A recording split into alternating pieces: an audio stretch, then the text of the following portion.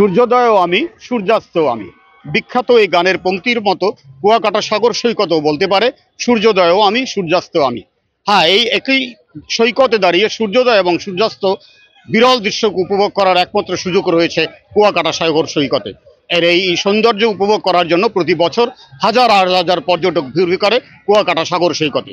কুয়াকাটা সাগর সৈকতে এই পর্যটকরা ভিড় করলেও এখানকার যে জিও ব্যাগগুলি রয়েছে এগুলো রীতিমতো ঝুঁকির মধ্যে তৈরি করেছে এখানকার পর্যটকদের।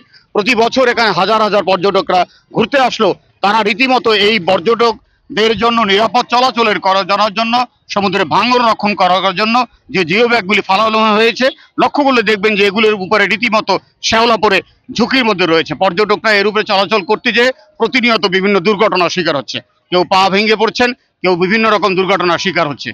এগুলি যত তাড়াতাড়ি রক্ষণাবেক্ষণ করা সহ মেরামত করে এটি স্থায়ী ব্যবস্থা করা যায় তত মঙ্গলজনক হবে এখানকার পর্যটন ব্যবসার জন্য।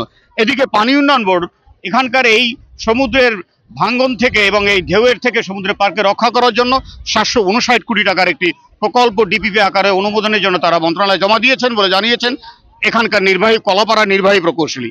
তিনি আরো জানিয়েছেন এটা যত তাড়াতাড়ি অনুমোদন হবে ততই এই বাঁধটি রক্ষা করা সহ এই সমুদ্রের ভাঙ্গন থেকে কুয়াকাটাকে রক্ষা করা যাবে।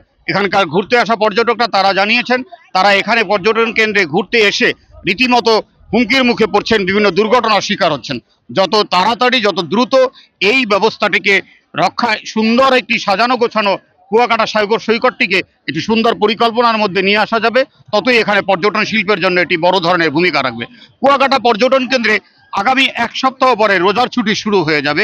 আজ বৃহস্পতিবার, সপ্তাহের শেষ দিন আগামীকাল 21শে ফেব্রুয়ারি, মহান 21শে ফেব্রুয়ারি উপলক্ষে শুক্র শনিবারের 2 দিনের বন্ধ রয়েছে। ইতিমধ্যে হাজার হাজার পর্যটক এসে ভিড় করেছে কুয়াকাটা সাগর সৈকতে।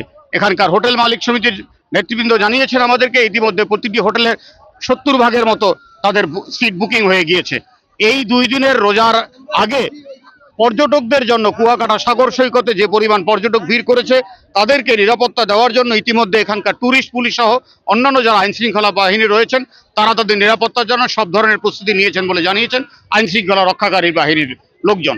কুয়াকাটা সাগর সৈকতকে যত তাড়াতাড়ি সুন্দর একটি পরিকল্পনার মাধ্যমে সাজানো গোছানোভাবে কাজ করা যাবে ততই পর্যটন শিল্পের জন্য এবং পর্যটন ব্যবসার জন্য এটি পরিবেশ বান্ধব, পর্যটন বান্ধব হিসাবে রূপ পাবে।